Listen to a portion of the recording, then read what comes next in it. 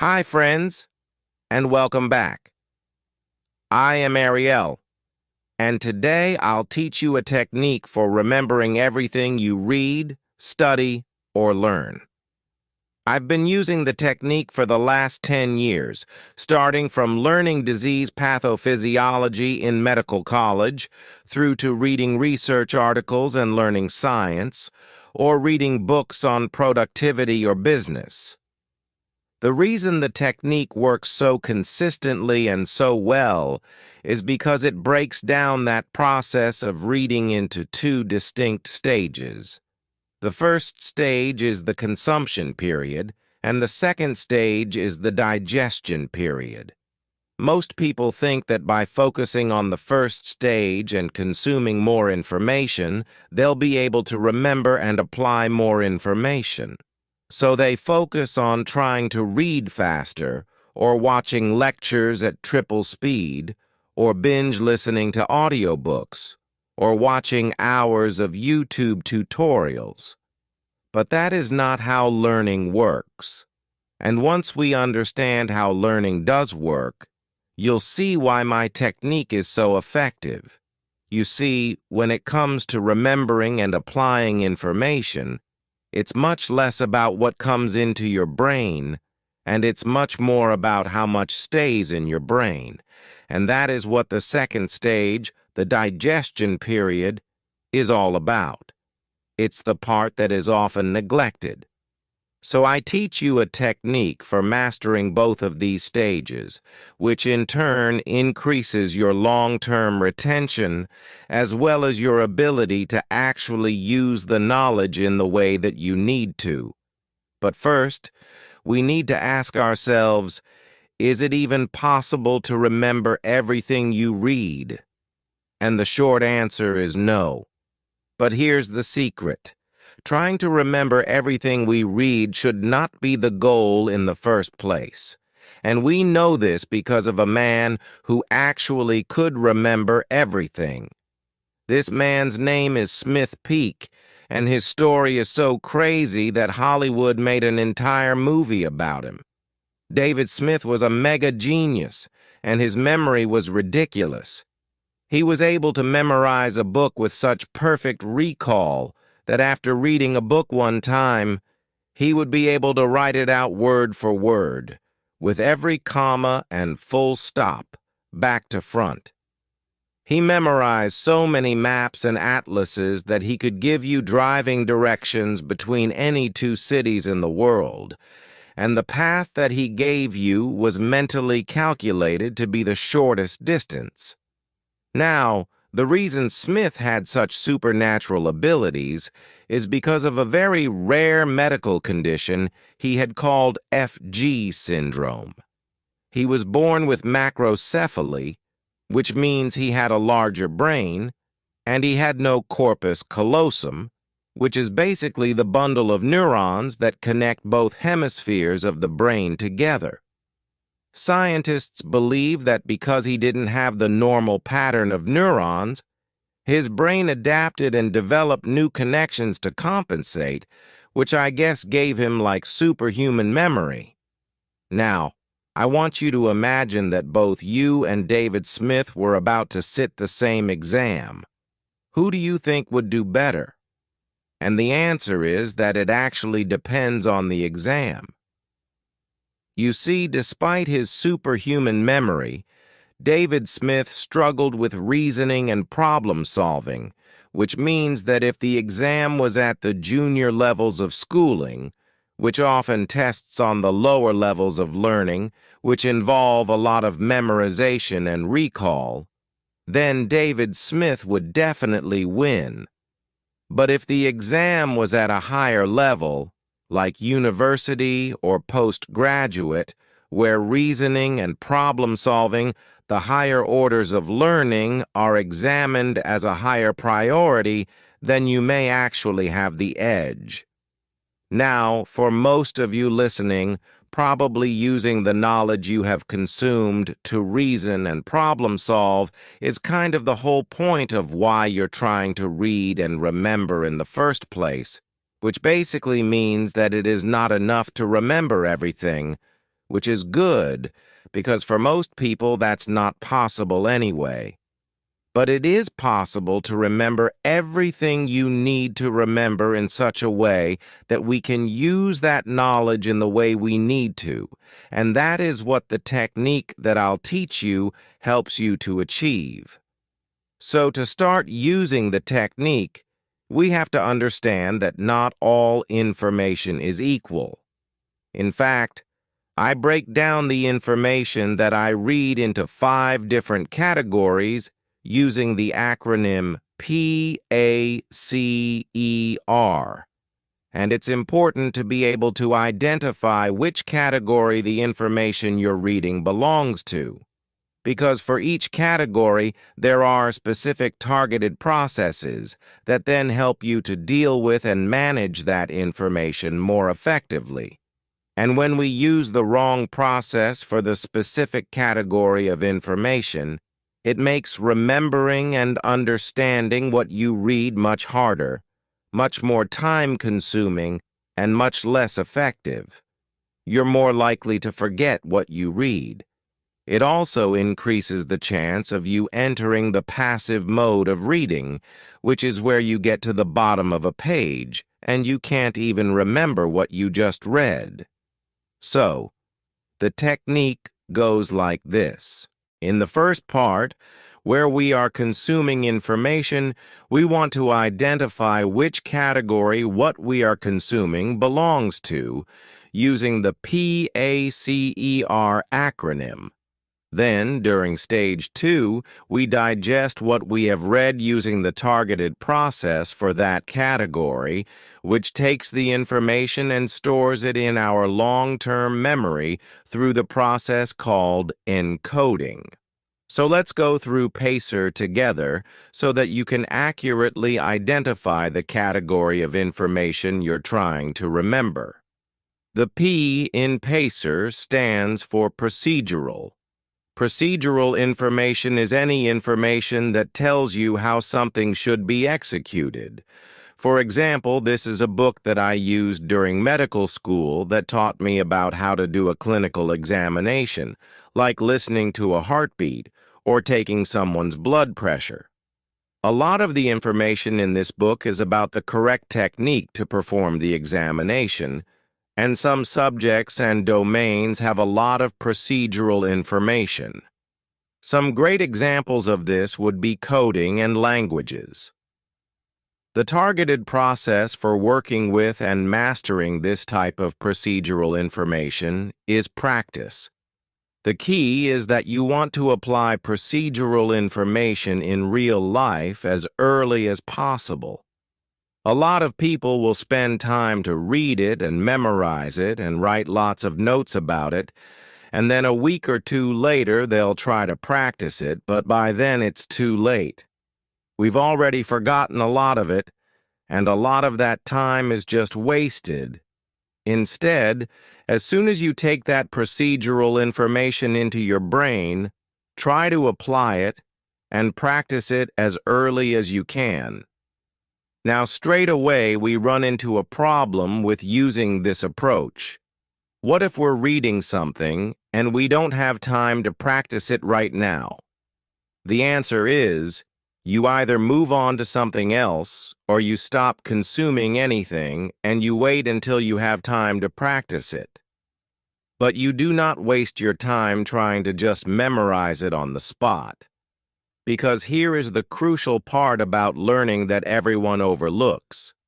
The 2 stages of consuming and digesting must always be balanced.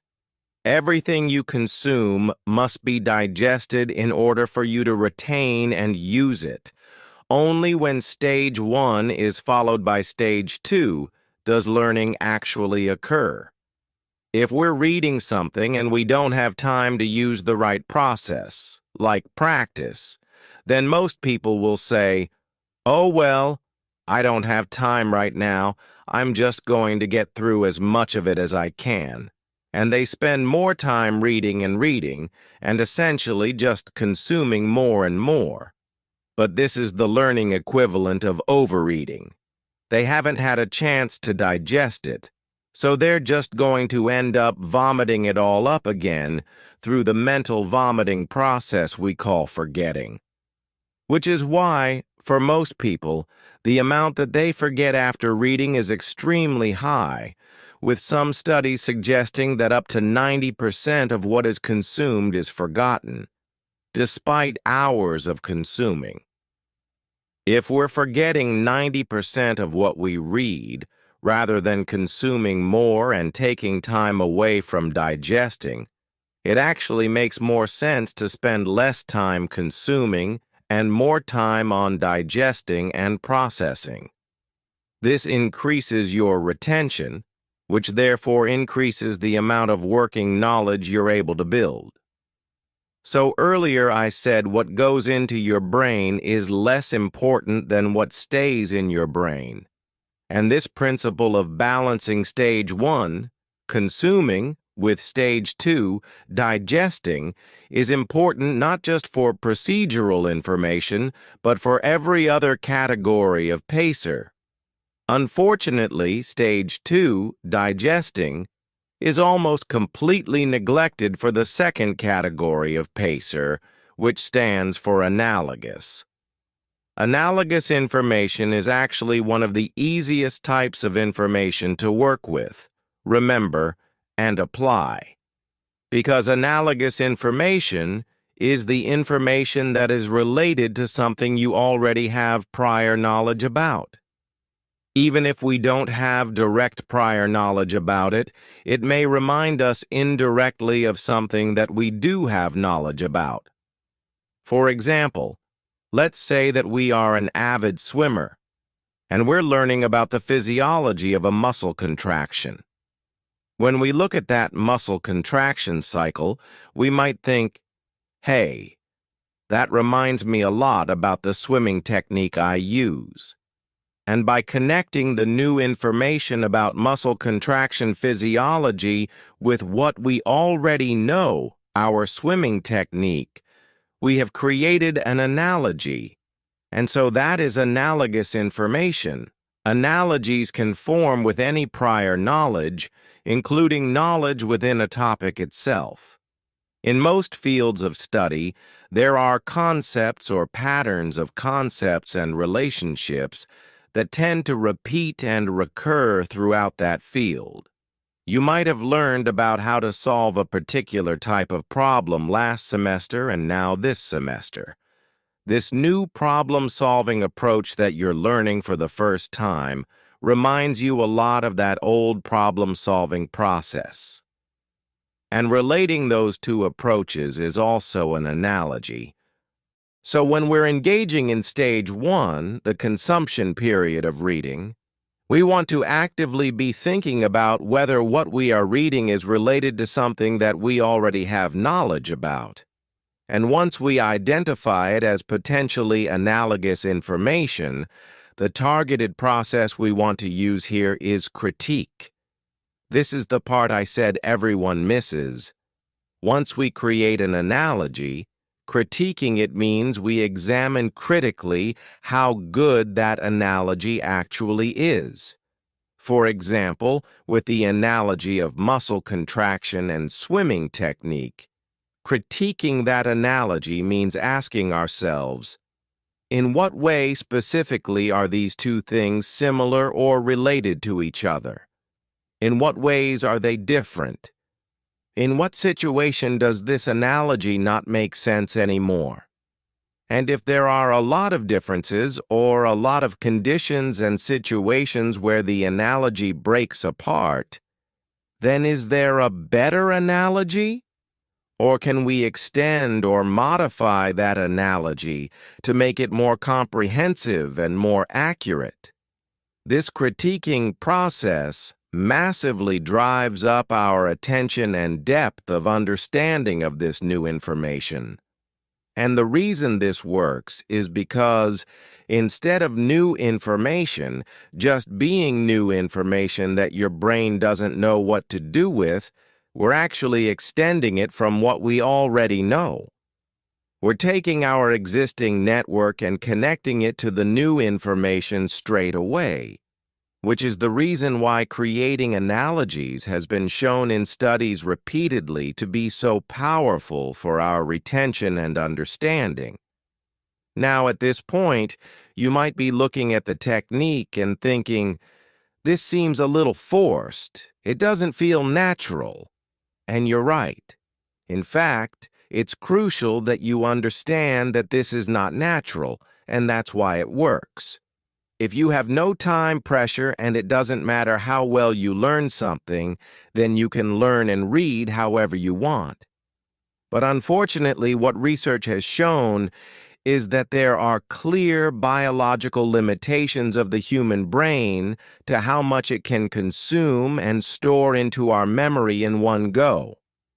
And in the modern day, when there is so much we have to learn, it is very easy to exceed that biological limit and then get overwhelmed. Learning is extremely complicated. So, to be able to learn a lot in a short amount of time and reach a high level of knowledge, a lot of processes need to go right. And this is why most people will plateau on their learning ability and after a point, not really improve for the rest of their lives. For me, figuring out what processes to care about and therefore what to improve on and then how to even execute on those correctly, took me at least 7 or 8 years of almost constant experimentation and reading, of research and coaching people to see what works for them. And honestly, I got lucky, because 10 to 15 years ago, a lot of the research didn't even exist. Which is why, to make it easier for you, I've started a free weekly newsletter.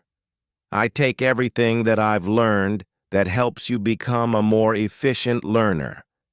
The things that have the highest chance of giving you success in a short amount of time, and I package them in a way that you can take and implement into your own learning in less than 10 to 15 minutes. Now, getting back to Pacer, you might notice that the way that I've written the A in Pacer is like this. It's this kind of strange shape there. The reason is because analogous information can exist as a subset of procedural information.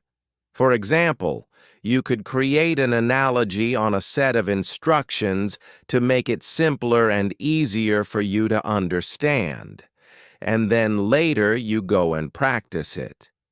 But analogous information also exists as a subset within the next category of information, which is the C of Pacer, and this stands for conceptual. If procedural information is the how to do something, then conceptual information is the what. For most science subjects, the majority of what you need to learn is conceptual. Conceptual information includes facts and explanations, theories and principles, relationships between concepts, and ways that that concept can be applied. In most cases, we need both the procedural and the conceptual knowledge to solve a problem and apply our knowledge properly. For example, although this book goes through how to listen to someone's heart, I still need to have the conceptual knowledge about what I'm listening to be able to analyze that and make a conclusion on the diagnosis.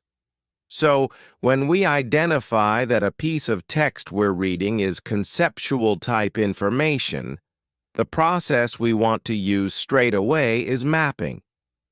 Non-linear network-based note-taking, such as mind mapping, is an efficient way of increasing your attention and mastery of conceptual knowledge, because conceptual knowledge inherently exists in a network. Although a textbook or a lecture might be delivered word after word in a linear format, if we look at the mind and knowledge of the person that wrote that textbook, it doesn't exist in a linear sentence-by-sentence structure. Their knowledge and expertise exist in a highly connected network of information. There is no innate sequence of information. An expert can start at any point and navigate to any other point. This is what allows an expert to do complex problem solving because they can look at a problem, understand what concepts are related, and see how those concepts connect together to solve the problem.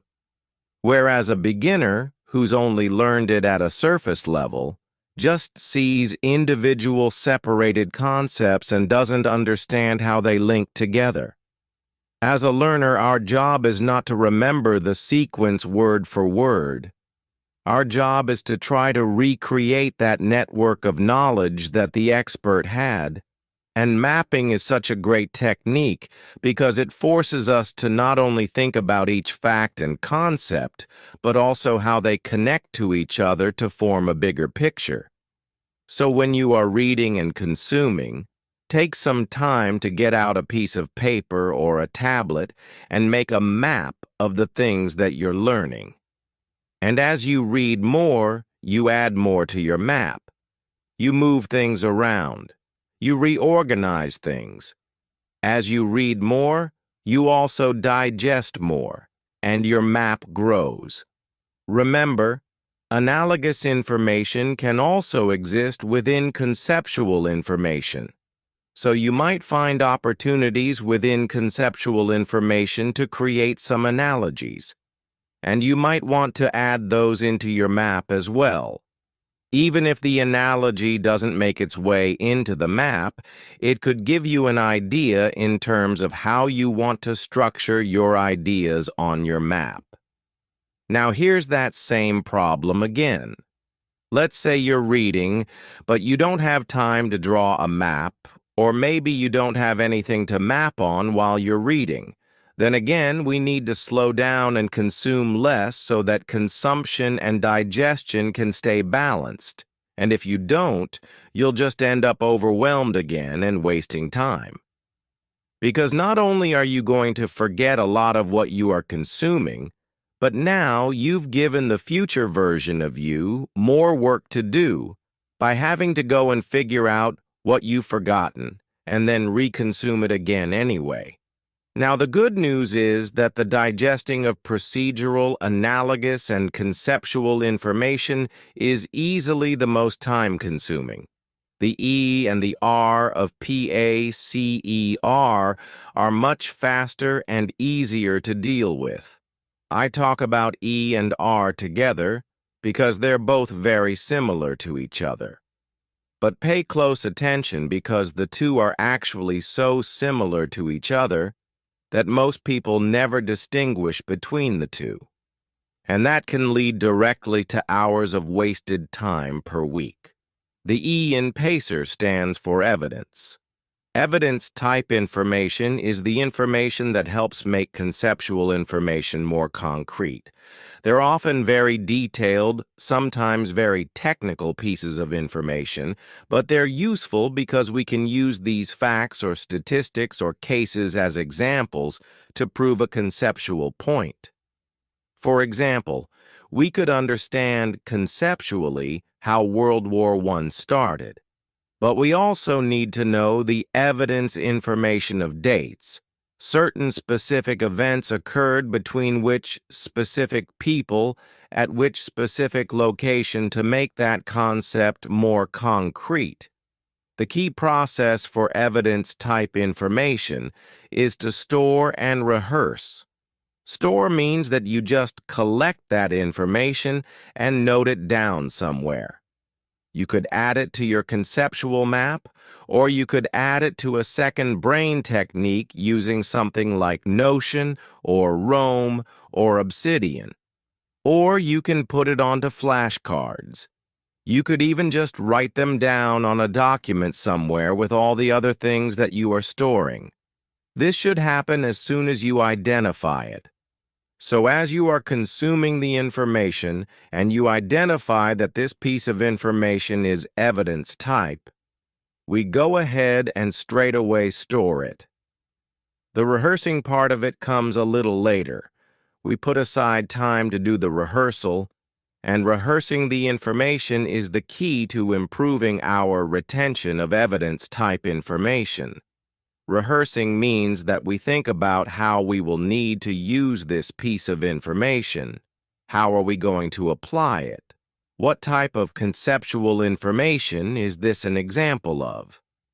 We then challenge ourselves by using and applying that information in the way that we will need to use it.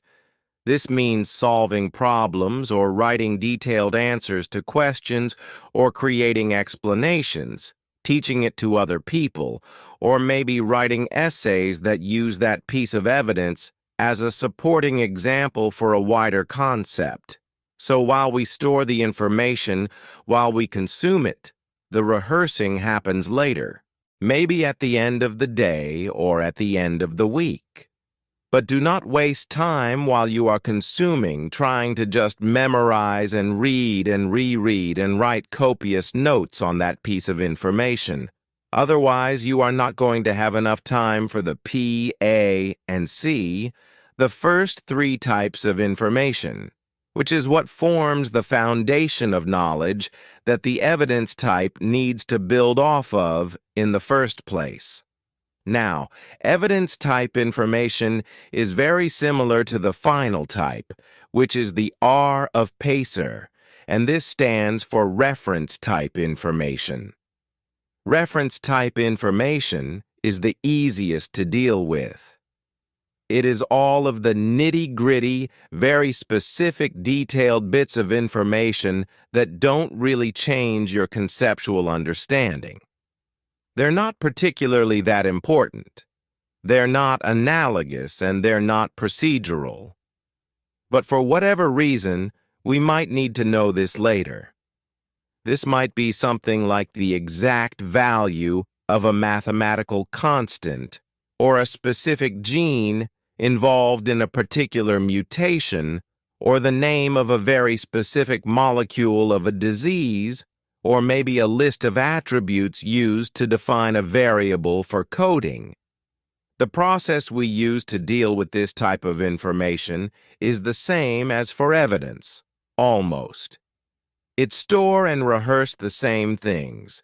The storing part is exactly the same. You chuck it in a second brain and your flashcards, wherever makes sense for you. But if you need to be able to recall this information from memory and you can't refer back to your notes when you need to use it, then you probably want to use something like flashcards, because the rehearsing part is a little different because reference type information is, by definition, not very conceptually important anyway. It's quite hard to use this for problem solving or as part of an extended discussion or answer.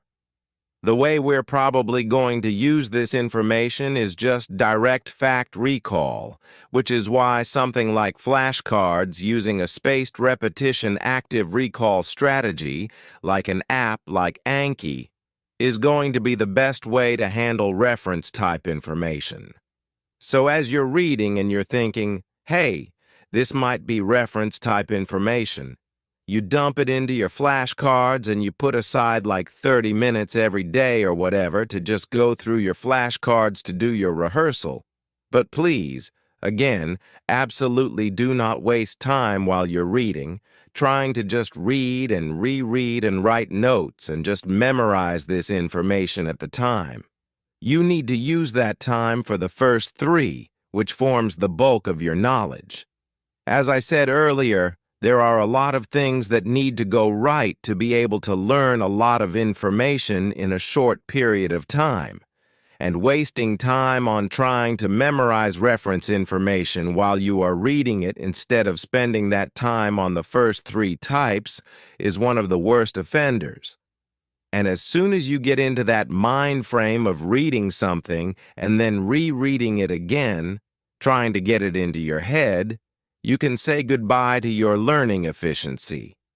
So now you know the 5 types of information for you to try to identify as you consume in stage 1, and the appropriate targeted process that will help you to digest that information in stage 2. And the key to being able to retain a lot and have a good high level of knowledge for what you have consumed is to keep that stage 1 and stage 2 balanced. However, when it comes to learning efficiently, this just scratches the surface. In fact, if you look at this map of learning that outlines the major processes that you need to be a consistently high-performing, efficient learner, what we talked about today is like barely a few % of it. So if you want to start unpacking what those other processes look like without having to dedicate a decade of your life to learning about it like I did. Thank you so much for watching, and I will see you in the next lesson.